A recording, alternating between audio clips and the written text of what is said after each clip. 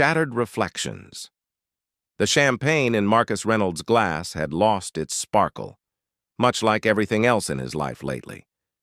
He circulated through the gleaming art gallery with practiced ease, nodding at investors and smiling at industry peers who had gathered for the opening of Prism Technologies' new interactive art installation. As CEO of the fastest-growing tech company in the Pacific Northwest, Marcus had mastered the art of appearing engaged while his mind wandered elsewhere. "Impressive turnout," remarked Olivia Winters, his marketing director and current +1. Her sleek black dress and strategic smiles had turned heads all evening, exactly as Marcus had counted on. "The Harrington account is practically in the bag." "Good," Marcus replied, scanning the room out of habit. "We need their backing for the Singapore expansion." At 35, Marcus had built his empire through relentless focus and strategic detachment. His approach to relationships followed the same blueprint: calculated, temporary, and always with a clear exit strategy. The divorce papers he'd signed 18 months ago had been just another business transaction. At least that's what he told himself during sleepless nights in his waterfront penthouse. "I need another drink," Olivia said, slipping away toward the bar. Marcus nodded absently, his attention suddenly caught by a ripple of movement near the entrance. The crowd parted like a curtain being drawn back, and time seemed to stop. Camilla, his ex-wife. She stood in the doorway, her copper hair cascading over one shoulder, wearing a simple emerald dress that accentuated the unmistakable curve of her pregnant belly. She looked different, her face fuller, her posture more confident, her eyes brighter than when they'd last spoken in their lawyer's office. Before Marcus could process the shock, a tall man in an impeccably tailored suit stepped to Camilla's side, his hand resting protectively at the small of her back.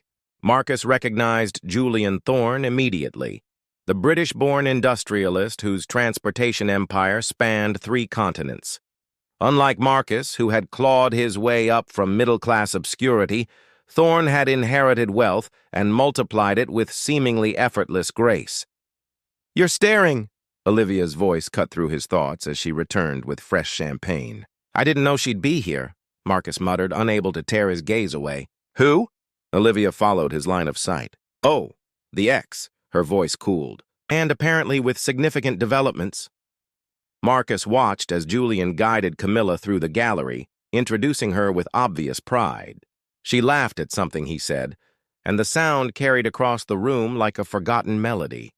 Marcus had almost forgotten how her entire face transformed when she laughed. "How far along is she?" Olivia asked, calculation evident in her tone. Marcus did the math quickly, his stomach tightening. 7 months, maybe 8? "Interesting timing," she remarked. "Didn't you finalize the divorce about 18 months ago?" Marcus finished, his mind racing through possibilities he wasn't ready to face. Across the room, Camilla's eyes finally met his. For a heartbeat, the gallery and its occupants faded away. Then Julian whispered something in her ear, and she turned away, her hand instinctively cradling her belly. "Marcus!" called Vernon Blackwood, his lead investor, breaking the spell. "Come meet the Harringtons."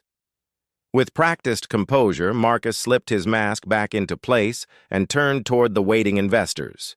But inside, fault lines had opened in the carefully constructed narrative of his life after Camilla. The foundation he'd rebuilt was suddenly shifting beneath his feet. Because despite everything, the mutual silence, the clean break, the new life he'd crafted, one question now eclipsed all others. Was that his child Camilla was carrying? Shadows of yesterday. The rain lashed against the windows of Marcus's penthouse as he stared at the Seattle skyline, memories washing over him like the storm outside. 3 days had passed since the gallery opening, and sleep had become a distant acquaintance. "You've checked your phone 12 times in the last hour," said Dominic Chen, Marcus's oldest friend and legal counsel, sprawled on the leather sofa. "Just call her." "And say what?" Marcus swirled his scotch. "Congratulations on the pregnancy? How's life with the billionaire?" Dominic sighed. "You could start with asking if the baby is yours." The question had consumed Marcus since the gallery. He and Camilla had shared one last night together after signing the divorce papers. A moment of weakness, of wordless grief for what they'd lost. Neither had reached out afterward, both clinging to the illusion of clean closure. "I never wanted children," Marcus said, more to himself than Dominic. "I made that perfectly clear from the beginning. And yet here you are, calculating conception dates." Marcus closed his eyes, remembering the day he'd met Camilla 4 years ago. She'd been photographing the harbor for a travel magazine. Brilliant, free-spirited, unimpressed by his credentials. Their courtship had been intoxicating. Their marriage a slow deterioration. "I gave her everything," Marcus said. "Except time." "Except presence." Dominic stood, gathering his documents. "You gave her a beautiful house and expensive jewelry while working 80-hour weeks. You gave her status while withholding conversation. You gave her security while denying her partnership." The words stung because they echoed Camilla's during their final argument. "I didn't marry your company or your ambition, Marcus. I married you, and you're never here." "Julian Thorne is worth 3 times what I am," Marcus countered. "And yet he made time to attend an art gallery opening with your pregnant ex-wife." Dominic headed for the door. "Think about that." After Dominic left, Marcus found himself pulling up old photos on his phone. Camilla in Greece, sunlight in her hair. Camilla in their first apartment, paintbrush in hand. Camilla sleeping beside him, before dawn meetings and international calls became his priority. His phone buzzed with a text from Olivia about tomorrow's board meeting. He ignored it, opening his browser instead to search for recent news about Julian Thorne. The results painted a clear picture. Thorne and Camilla had been photographed together for 6 months. Articles described them as inseparable and clearly smitten. One photo showed them leaving a doctor's office, Julian's hand protectively cupping Camilla's then smaller bump. Marcus closed the browser, a cold certainty settling in his chest. The timing allowed for either possibility. The baby could be his, or Julian's. And given how thoroughly he'd pushed Camilla away, would it matter either way? Across town, in Julian Thorne's waterfront estate, Camilla sat in the bay window of the library, sketchpad in hand. "You're troubled," Julian observed, bringing her chamomile tea. His British accent had softened during his decade in America, but never disappeared. "I didn't expect to see him," Camilla admitted, accepting the tea with a grateful smile. Julian sat beside her, his presence steady and reassuring as always. At 43, he carried himself with the quiet confidence of someone who had nothing to prove. He'd entered Camilla's life when she was still piecing herself back together, offering friendship first, then more. "Do you regret not telling him about the baby?" he asked gently. Camilla rested her hand on her swollen belly. "He made his choice long before the divorce, Julian. His company was always his true commitment." "People can change." "Not Marcus." She set down her sketchbook, revealing a half-finished drawing of the nursery they were planning. "He builds systems, not relationships. Even when we were happy, he was already planning his next achievement." Julian studied her face. "You loved him very much." It wasn't a question, and Camilla didn't deny it. "I did. But love isn't enough when you're invisible in your own marriage." Julian took her hand, his thumb tracing circles on her palm. "You're never invisible to me, Camilla." She leaned against his shoulder, grateful for his unwavering support. Julian had been there through the morning sickness, the doctor's appointments, the midnight fears. He'd never pressed for details about the baby's paternity, accepting her explanation that the timing was complicated. "He'll want to know," she said softly, "now that he's seen me." "And what will you tell him?" Camilla closed her eyes. "The truth. That I don't know for certain." Julian nodded, kissing her forehead. "Whatever happens, whatever you decide, I'm here." The baby kicked, and Camilla guided Julian's hand to feel it. His face lit with wonder, as it did each time. In moments like these, paternity seemed such a narrow way to define fatherhood. But as rain continued to fall outside, Camilla couldn't silence the whisper of doubt. Had she been right to move forward without telling Marcus? And now that their paths had crossed again, what storm would follow? Crossroads of Truth. The coffee shop nestled between a bookstore and a flower shop had been their place once. Neutral territory where they'd first dated, later argued and finally negotiated the last details of their separation. Now, Marcus arrived 15 minutes early, claiming their old corner table before the morning rush. When Camilla entered, the bell above the door announced her arrival like a summons. Several patrons glanced up, then quickly away, all except Marcus, who couldn't look anywhere else. She wore a simple blue maternity dress, her pregnancy even more evident than at the gallery. "You look well," he said, as she eased into the chair across from him. "Thank you for agreeing to meet," she replied, avoiding small talk. "I assumed you'd have questions." The barista brought over Camilla's usual decaf vanilla latte without being asked. Some things hadn't changed. "Is it mine?" Marcus asked, direct as always. Camilla met his gaze unflinchingly. "I don't know."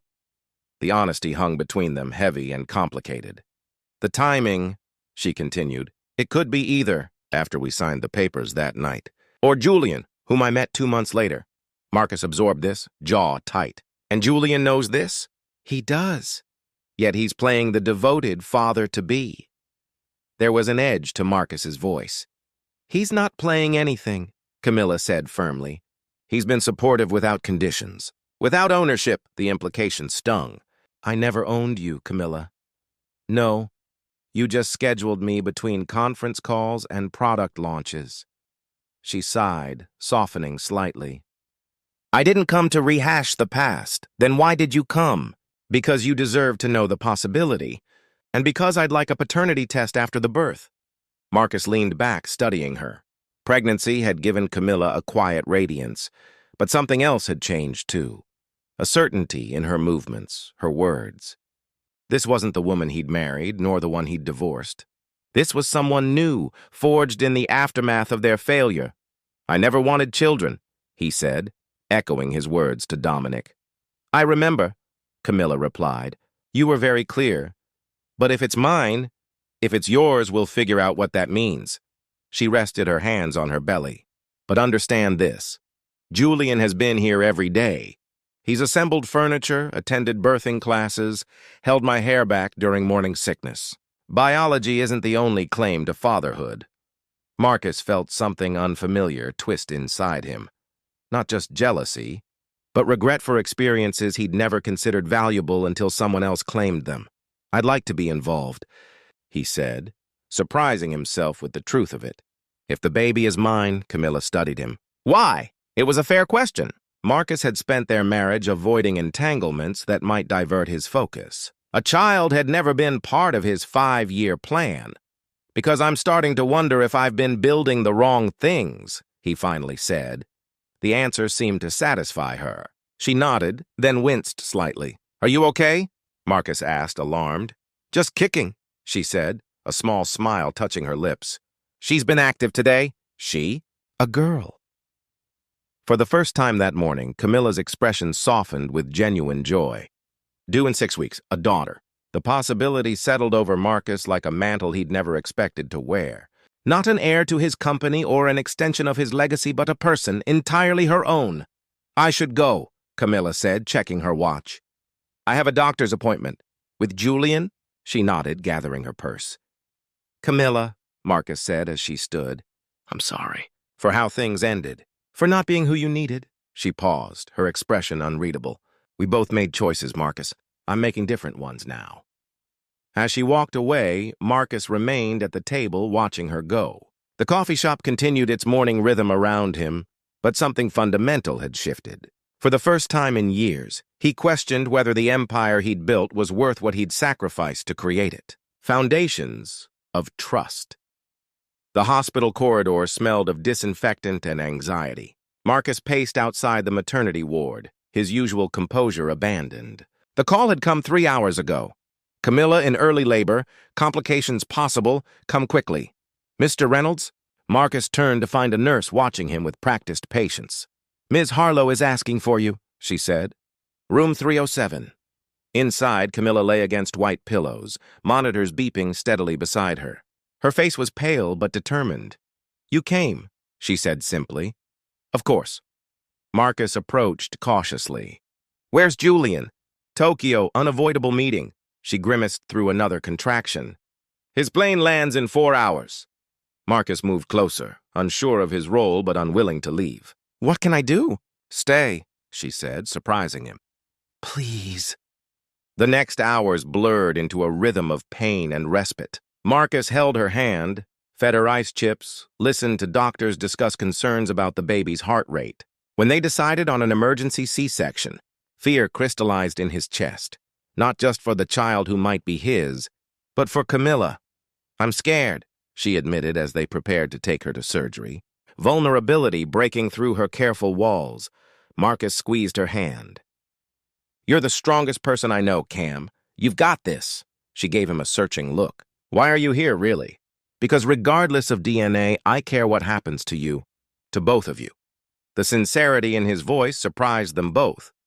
Julian arrived as dawn broke, harried and apologetic. He found Marcus in the waiting room, exhaustion etched on both their faces. How is she? Julian asked without preamble. Stable. The baby, too. Marcus stood, offering his hand. It was touch and go for a while, but they're both fighters. Julian accepted the handshake, relief washing over his features. Thank you for being here. An understanding passed between the men, something unspoken but real. She's asking for you, Marcus said. Julian nodded, then hesitated. Would you like to see them first? The generosity of the gesture wasn't lost on Marcus. They're waiting for you. As Julian disappeared down the hall, Marcus sank back into his chair. His phone showed dozens of missed calls from the office. For the first time in his career, he didn't care. An hour later, Julian emerged, his expression transformed by wonder. Camilla wants to see you, he said. And so does Eliza Grace. Marcus entered the recovery room cautiously. Camilla looked exhausted but radiant, cradling a tiny bundle. Meet your daughter, she said softly. The test results came back yesterday. I was going to tell you, but she had other plans. Marcus's world tilted on its axis as he looked down at the perfect, scrunched face. Eliza had a dusting of copper hair like her mother's and a determined set to her tiny mouth. She has your nose, Camilla said. Poor thing. A laugh escaped him, broken and real. She's beautiful. Would you like to hold her? With trembling hands, Marcus accepted the swaddled newborn. Her weight, so slight yet so significant, anchored him to a moment he never imagined wanting. I've been thinking, Camilla said, watching them, about arrangements. Marcus looked up, bracing himself. Julian and I are committed to each other, she continued. But Eliza deserves to know her biological father. I understand, Marcus said, assuming she meant occasional visits. Holidays, perhaps. Julian suggested we convert the guest house on the property, Camilla said, for when you want to be close to her. We thought shared custody might be possible, if you want that. Marcus stared at her, then at Julian, who had entered quietly. It's unorthodox, Julian acknowledged. But family often is. You'd do that? Marcus asked him. Share her? Julian's gaze was steady. I love Camilla. I already love Eliza. And I'm secure enough to know that love isn't diminished by being shared. It was the lesson Marcus had never learned, the one that might have saved his marriage. That love multiplies rather than divides when given freely. Looking down at Eliza, Marcus made a silent promise to be worthy of this second chance, not just as a father, but as a human being capable of growth. Yes, he said finally, I want to be part of her life. Part of this. Family, however unconventional. In Eliza's tiny features, he saw not ownership or legacy, but possibility. And for the first time, that seemed like enough. Whispers of Tomorrow. 1 year later, the garden behind Julian's estate bloomed with roses and laughter. Under a white tent adorned with fairy lights, Eliza's first birthday celebration brought together an unlikely assembly of people united by their connection to one spirited little girl. She's got your determination, Camilla told Marcus as they watched Eliza toddle determinedly toward a butterfly. Nothing stops her. And your creativity, Marcus replied, nodding toward the colorful handprints Eliza had contributed to her own birthday banner. Julian's patience, thankfully. Camilla smiled, comfortable in the new reality they'd crafted together. The past year had reshaped all their lives in ways none could have predicted. Marcus had gradually stepped back from Prism Technologies, installing Dominic as CEO while he focused on creating a charitable foundation supporting children's education.